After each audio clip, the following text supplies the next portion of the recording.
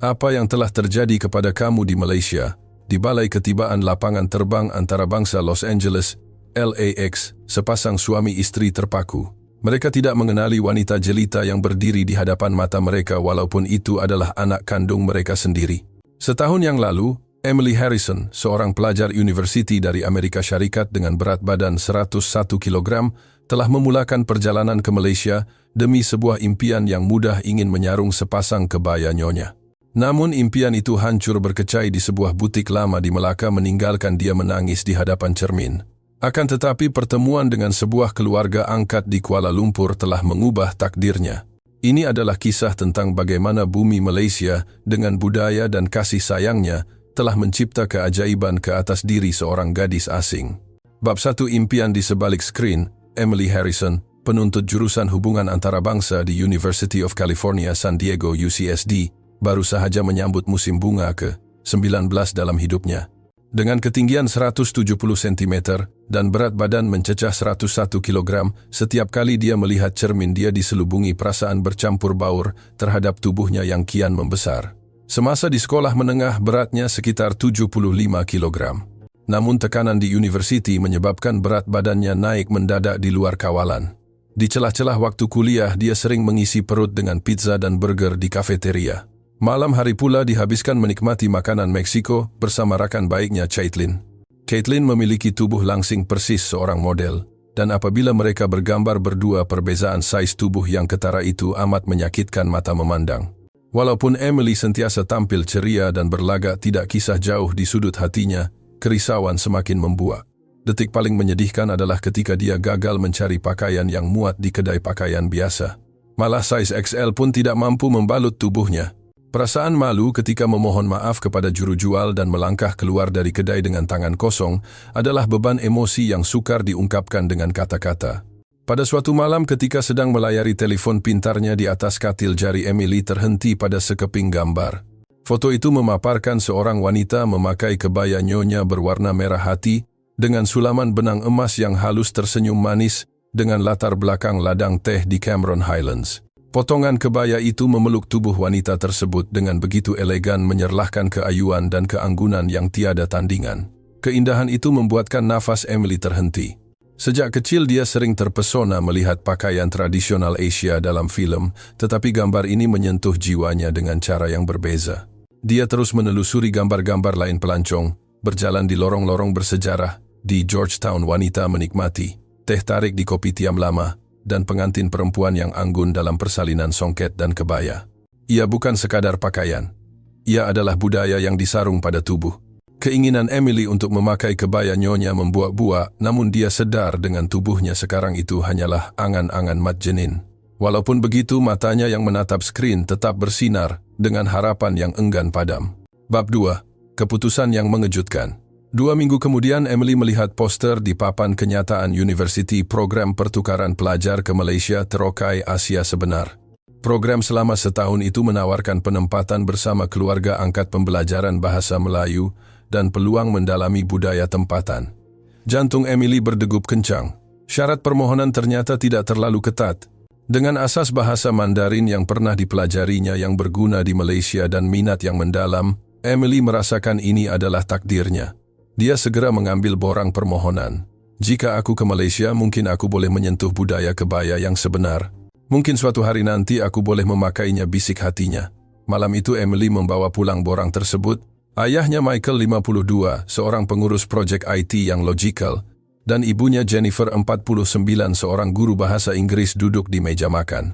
Biasanya mereka menyokong pendidikan anak mereka, tetapi kali ini wajah mereka berubah sebaik mendengar rancangan itu.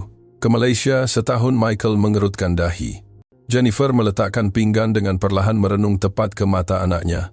Emily, adakah kamu serius? Emily mula menjelaskan impiannya, tetapi kata-kata ibunya seterusnya bagaikan pisau yang menghiris hati. Kamu berniat hendak ke sana dengan keadaan tubuh begini. Suasana di meja makan menjadi sunyi sepi. Jennifer menyambung, orang Asia khususnya di Malaysia rata-rata bertubuh kecil. Orang bersaiz besar seperti kamu jarang ditemui di sana. Tidakkah kamu rasa pandangan orang akan menyakitkan hati kamu, Michael? Turut menambah kebimbangan realistik tentang kesihatan, tempat duduk pesawat dan beban kepada keluarga angkat. Bagaimana jika kamu sakit di sana? Cuaca di sana panas dan lembab. Setiap patah perkataan itu benar, namun ia memberatkan hati Emily.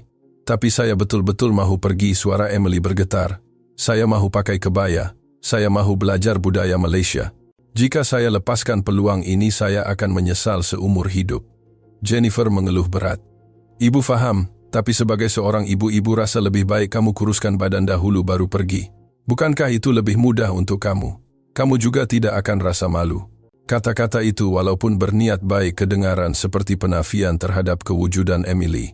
Malam itu Emily menangis lagi sambil menatap gambar-gambar wanita berkebaya. Kenapa dia begitu tertarik? Kerana kebaya dan baju kurung mempunyai kesopanan dan kelembutan yang tiada dalam budaya Amerika yang serba terbuka dan bising. Mungkin di Malaysia, dia boleh mengubah bukan sahaja tubuhnya, tetapi gaya hidupnya. Keesokan paginya, Emily merayu sekali lagi dengan penuh tekad. Akhirnya ibu bapanya mengalah. Pergilah.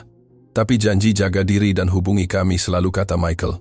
Bab 3. Ketibaan di tanah air tercinta. Ketibaan Emily di lapangan terbang antarabangsa Kuala Lumpur KLIA disambut dengan kehangatan bukan sahaja cuaca tropika, tetapi juga senyuman orang tempatan.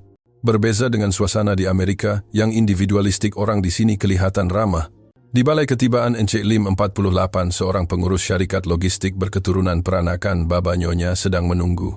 Dia memegang kad bertulis nama Emily. Selamat datang ke Malaysia.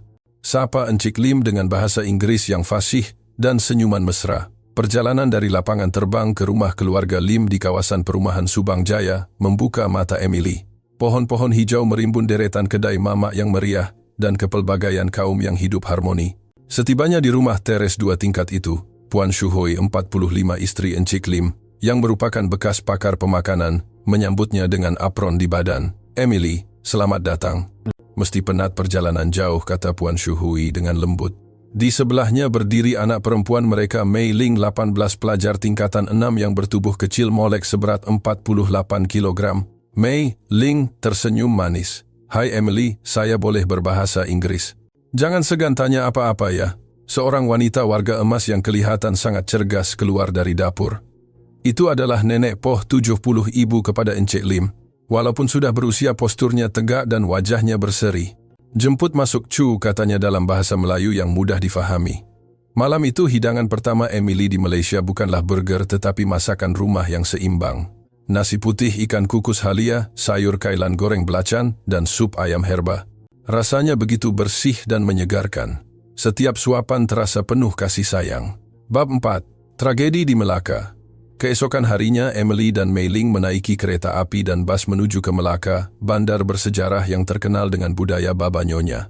Inilah tempat impian Emily untuk mencuba kebaya Nyonya. Mereka melangkah masuk ke sebuah butik kebaya tradisional di Jonker Street. Kedai itu dipenuhi dengan fabrik berwarna-warni yang memukau. Boleh saya bantu, tanya seorang pelayan kedai dengan ramah. Namun apabila dia melihat saiz tubuh Emily, senyumannya sedikit pudar. Pelayan itu memanggil tukang jahit berpengalaman, Pak Cik Tan, 58. Pak Cik Tan kelihatan keberatan. Maaf ya Cik, kebaya Nyonya potongannya sangat mengikut tubuh. Untuk saiz Cik, agak sukar. Namun Emily berkeras mau mencuba. Pak Cik Tan membawa keluar sepasang kebaya bersaiz paling besar yang ada, XXL. Mei Ling pula memilih sepasang kebaya berwarna biru laut dengan corak bunga sakura. Sesi pemakaian yang sepatutnya mengambil masa 10 menit berlarutan menjadi 30 menit untuk Emily. Pak Cik Tan berpeluh-peluh cuba mengancing butang kebaya itu. Kain itu membalut tubuh Emily dengan terlalu ketat seolah-olah mahu pecah. Apabila Emily berdiri di hadapan cermin, dia tergamam. Dia tidak kelihatan anggun. Dia kelihatan seperti daging yang dipaksa masuk ke dalam sarung yang sempit. Lipatan lemak kelihatan jelas, dan belahan kain kebaya itu terangkat tinggi kerana pahanya yang besar. Ia tidak sopan dan langsung tidak cantik. Di sebelahnya Mei Ling kelihatan seperti bidadari. Kebaya biru itu memeluk tubuh rampingnya dengan sempurna. Maafkan saya, ini sahaja hadnya, kata Pak Cik Tan dengan nada kesal seakan menyerah kalah. Kata-kata itu menghancurkan hati Emily. Apabila Mei Ling mengajaknya bergambar, Emily menolak. Kamu saja yang ambil. Kamu nampak cantik. Malam itu Emily tidur di hotel di Melaka berasingan dari keluarga Lim kerana ingin bersendirian. Dia menangis semahu-mahunya. Kata-kata ibunya terngiang-ngiang kembali. Untuk apa aku datang ke sini? Hanya untuk dimalukan. Bab 5. Falsafah makan nenek Poh. 3 hari selepas insiden di Melaka, Emily memulakan kehidupan rutin di rumah keluarga Lim. Sarapan pagi di Malaysia sangat berbeza. Di atas meja, tersedia bubur nasi panas, telur masin ikan bilis, dan kacang tanah. Tiada pancake, tiada bakon berminyak. Nenek Poh memerhatikan Emily makan. Emily tegur Nenek Poh perlahan. Makan itu adalah satu cara menghargai kehidupan. Emily berhenti menyuap. Di Amerika mungkin kamu makan untuk kenyang cepat, tapi di sini kita makan untuk raikan tubuh. Terima kasih kepada petani, terima kasih kepada tukang masak, dan terima kasih kepada badan sendiri. Jangan sumbat makanan tapi nikmatinya, nasihat Nenek Poh. Puan Shuhui menambah, Malaysia memang syurga makanan, tapi rahsia kesihatan orang sini adalah keseimbangan. Kami makan ulam-ulaman herba dan rempah ratus yang bagus untuk pencernaan. Bukan sekadar kalori tapi kualiti bahan itu. Mei Ling memegang tangan Emily. Saya dulu pun rasa rendah diri sebab mata saya sepet tak macam kawan lain yang bermata bulat. Tapi nenek ajar kecantikan bermula dari dalam. Jom kita sama-sama jadi sihat, Emily. Saya akan ajar awak tentang budaya awak bina tubuh yang sesuai untuk kebaya. Kata-kata itu membakar semangat Emily. Saya mahu berubah. Saya mahu pakai kebaya itu dengan cantik. Bab 6, transformasi bermula. Puan Shuhui mula mengajar Emily tentang diet Malaysia yang sihat. Daripada mengira kalori semata-mata, Emily belajar tentang khasiat sup, kebaikan halia membuang angin, dan betapa pentingnya makan nasi dengan kuantiti sederhana, suku-suku separuh. Emily mula mengurangkan makanan proses. Dia makan buah betik dan jambu batu sebagai snack. Dia belajar menyukai rasa sayur peria dan ulam raja. Untuk senaman, Puan Shuhui mencadangkan berenang di kompleks sukan awam berdekatan kerana ia kurang membebankan lutut Emily yang berat. Pada mulanya, Emily malu memakai baju renang di khalayak ramai. Dia rasa semua mata memandang lemaknya. Namun dia teringat kegagalan di Melaka. Dia tidak mahu lari lagi. Dia terjun ke dalam kolam. Air itu memeluk tubuhnya menghilangkan rasa berat graviti. Dia berenang perlahan-lahan. Mei Ling turut serta. Setiap hujung minggu menjadi jurulatih renang tidak rasmi. Sebulan berlalu. Emily memberanikan diri menimbang berat. 62 kilogram. Dia telah turun hampir 5 kilogram. Tanpa pil kurus, hanya dengan makan gaya Malaysia yang sihat dan berenang. Wajahnya mula kelihatan sedikit runcing. 3 bulan kemudian beratnya turun lagi ke angka 81,3 kilogram. Sebanyak 20 kilogram telah hilang. Pakaian saiz XL yang dibawa dari Amerika kini longgar.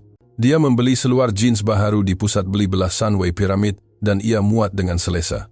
Keluarga Lim meraihkan kejayaannya dengan hidangan steamboat yang sihat penuh dengan sayur-sayuran. Bab 7, ujian ketabahan. Namun langit tidak selalunya cerah.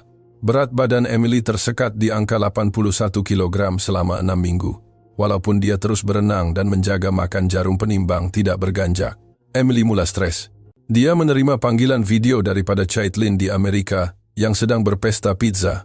Tak rindu burger ke makanan Malaysia? Tak bosan ke hari-hari makan nasi, tanya Caitlin. Soalan itu menggugat iman Emily. Usai panggilan itu, dia hampir memesan makanan segera melalui aplikasi penghantaran. Jarinya terketar-ketar. Dia mahukan lemak, gula dan garam segera. Tiba-tiba pintu biliknya diketuk. Nenek Poh masuk membawa dulang berisi teh panas. Nenek tahu kamu sedang berperang dengan diri sendiri, kata wanita tua itu sambil tersenyum arif. Macam mana nenek tahu? Orang tua makan garam dulu. Emily, kamu masih mau pakai kebaya? Mahu, tapi berat saya tak turun. Saya rasa nak putus asa. Nenek Poh menghirup tehnya tenang.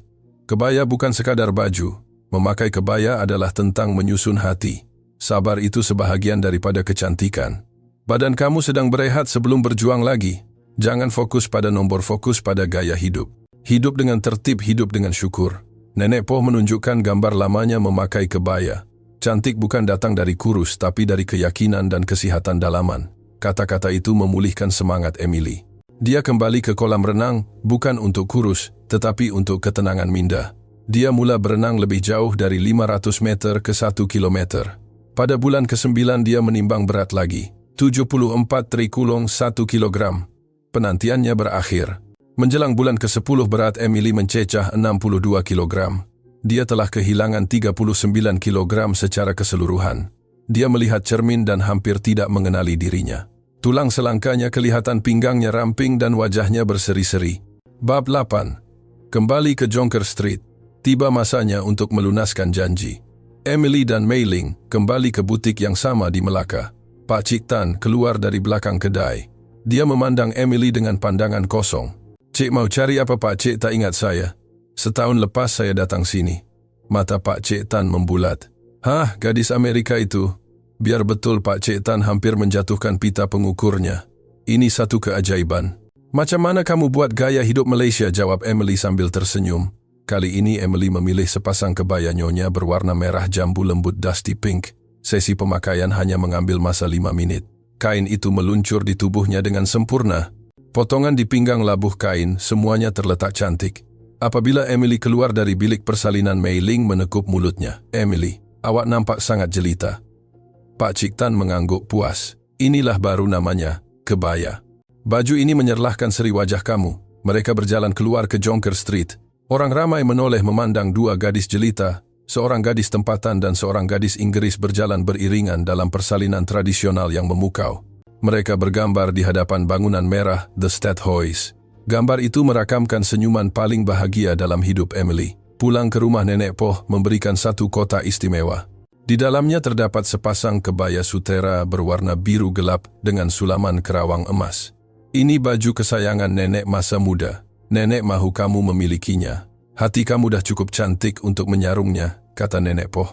Emily memeluk erat keluarga angkatnya dengan linangan air mata. Bab 9 kepulangan yang menggemparkan di lapangan terbang.